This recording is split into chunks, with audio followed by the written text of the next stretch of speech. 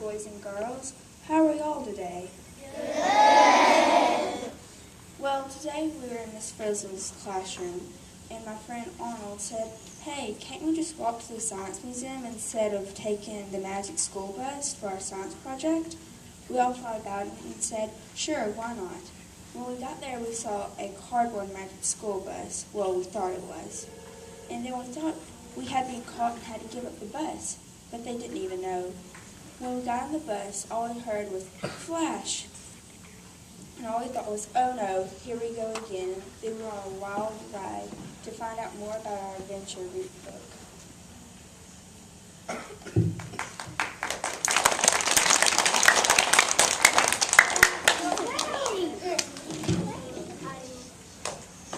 Hello there, I'm G.B. Jones, and I've had many adventures. Would you like to hear about some of them? Yes! I think you can do better than that. I said, would you like to hear about some of them? Yes! Okay, well this one time, I lost my tooth. Have any of you lost a tooth? I bet you it's cool, wasn't it? Well, there's this one problem. I was scared of the tooth fairy. Well, I laid in bed and I could not go to sleep because any second the tooth fairy would be there. Oops, I can't tell you anymore because you've got to read my book to find out. I knew it. Okay, well, my next adventures you can choose from are when I went to Hawaii or when I was almost a flower girl. Raise your hand if you want to hear when I was a flower girl. Raise your hand if you want to hear about when I went to Hawaii. I think flower girl won. Okay? Well, my aunt was going to have a wedding, and I wanted to be the flower girl because I like having the center of attention. Okay? Well, there's one problem. She chose my arch nemesis, May. She's mean. I don't like May. But it's not good to not like people, is it? Well, I found out a way to end up being the flower girl, but you'll have to read my book to find out. Goodbye.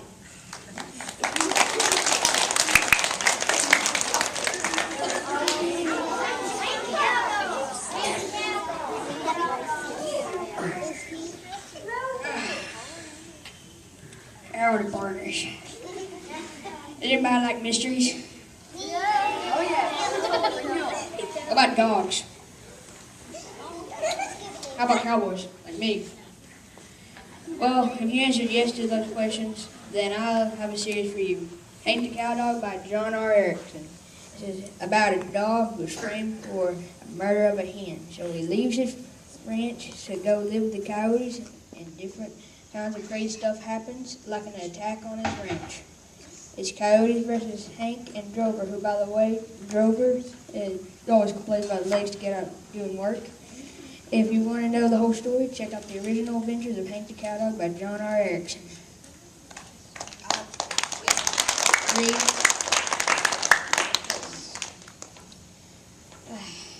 I crouched down and crept forward, every muscle of my highly conditioned body taut and ready for action.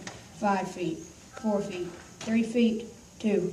I sprang through the air and hit right in the middle of the biggest porcupine I ever saw. It was kind of a short fight. Coming down, I seen them quills aimed up at me and tried to change course. Too late. I don't move so good midair.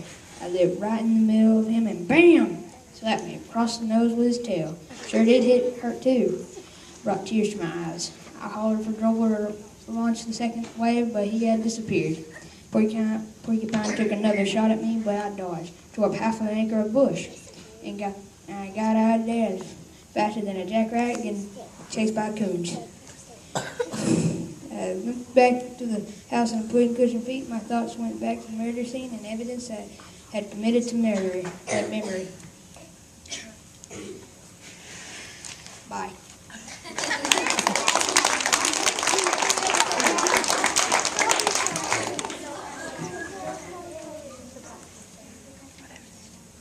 Hey guys, my name is Jake, and I go to school at the Black Lagoon.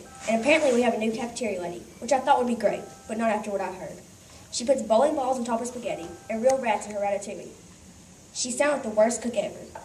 I never wanted lunch to come. Well, finally, the lunch bell rang and I felt sick. We walked down the hallway to the cafeteria and they sent us right in without any warning.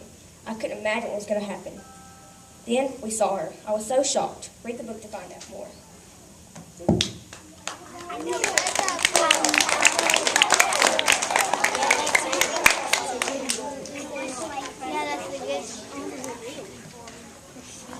Hi everybody, my name is A. Me and my friends, Melody, Hallie, and Lisa, encounter one strange thing after another in our book series, The Bailey School Kids.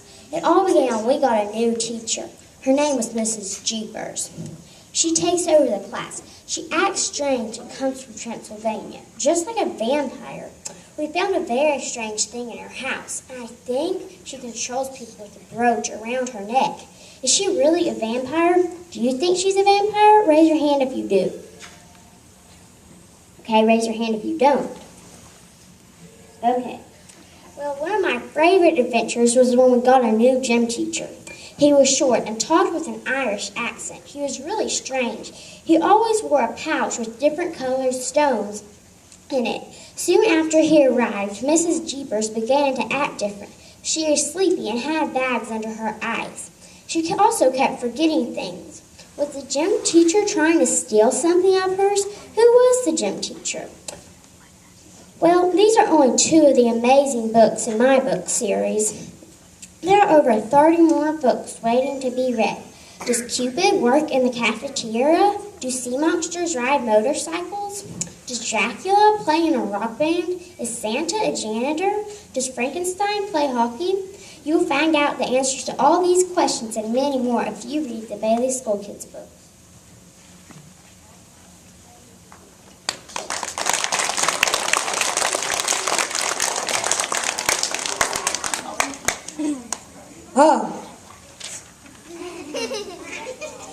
Oh, sorry, I didn't see you there, children. My name is Geronimo Stilton. I run the Rhodes Gazette in New Mouse City, the capital of Mouse Island. I travel all over the world on exciting adventures. I'm shy and very clumsy, and somehow or another, I get into trouble. My sister Thea also works at the Rhodes Gazette. She writes the stories. My cousin Trap edits the stories, and my other cousin Benjamin gathers extra details. I remember once I was framed for stealing a large diamond. If you want to read about any more of my exciting adventures, check out some of my books.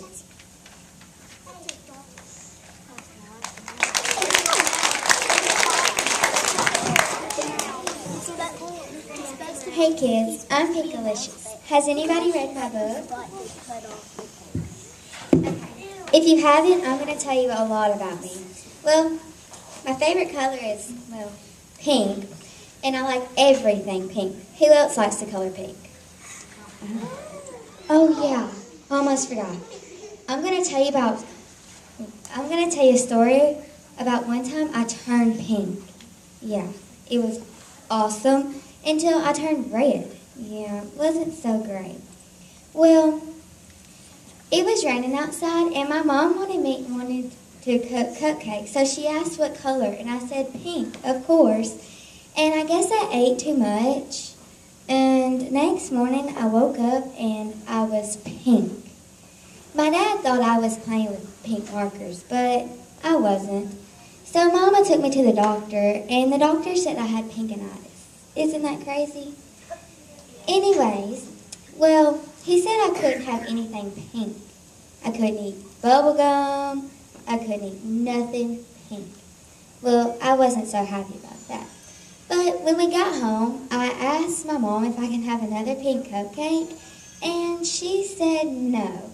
Well, I was mad. But before bed, I kind of snuck one out of the kitchen, and the next morning, I was red.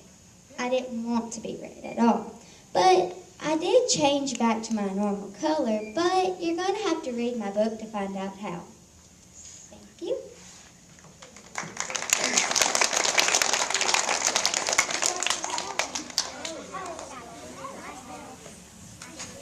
Hello, my name is Matilda, and I've come all the way from London to talk to you here in Alabama.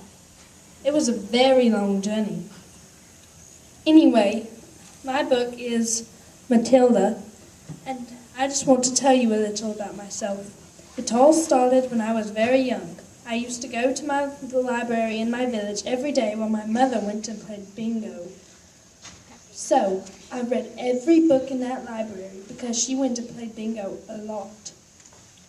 I read books that the 6th graders weren't even reading yet, and I became very smart. It was terrible when I started kindergarten because I knew everything that the teacher was teaching already. But that wasn't the worst part. The worst part was the principal, Miss Trunchbull. She was 200 pounds of kid-hating fury. She lived to make kids miserable at school. She grabbed one girl by her pigtails and swung her right over the fence at recess. She was terrible. I want to tell you about the first time I heard of Miss Trunchbull. Before the first week of term was up, awesome tales about the headmistress, Miss Trunchbull, began to filter through the newcomers. My friend Lavender and I, standing in a corner of the playground during morning break on the 3rd day, were approached by a 10-year-old girl with a boil on her nose called Hortensia. New kids, I suppose, Hortensia said to us, looking down from her great height. She was eating an extra-large bag of potato chips and digging stuff out in handfuls. The 2 tiny ones, confronted by this giant, kept a watchful silence.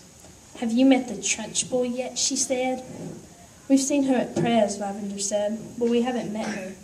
"She's terrible," Hortensia said, "and she considers 5-year-olds the bottom of the pyramid. She hates them. She hates all the kids then again." Yes, Miss Trunchbull was awful, and she didn't like kids at all. But to find out what happens with her, you'll have to read Matilda.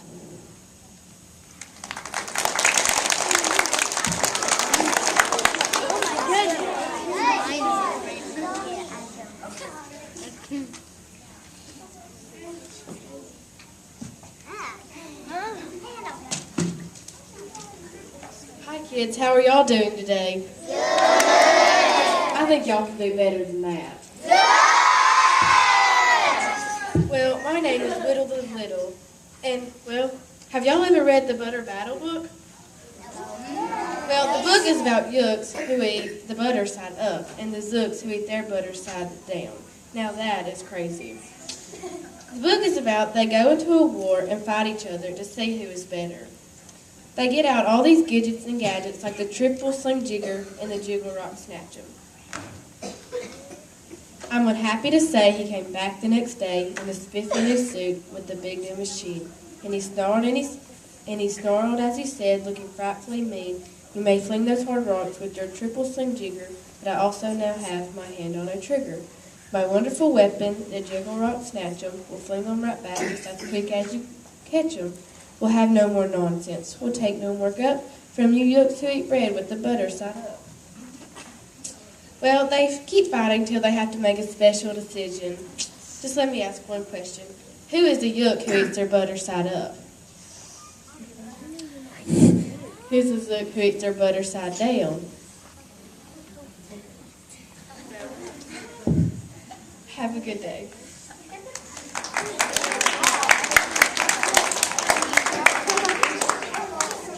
Hi kids, I am Annie from Magic Treehouse. Have you heard of my books? Today in Winter of the Ice Wizard, Jack and I go to the land behind the clouds to get Merlin's staff back. When we got there, we meet this one-eyed wizard who has stolen Merlin's staff and has captured Merlin and Morgan Le Fay. But in order to get them back and get the staff back, we need to get the Ice Wizard something in return. So he gave us a strange rhyme saying, "Take my sleigh and find your way to the house of Norns in the curve of the bay. Pay them whatever they tell you to pay and bring back my eye by break of day." I think to myself, what are Norns? Why don't you have your eye? But what about Merlin? So I asked him, "What have you done to Merlin and Morgan Le Fay?" He tells us to do what he says, and the next thing we know, we're on a sleigh and with a wind string and a strange rhyme. But if you want to know what happens, read the book.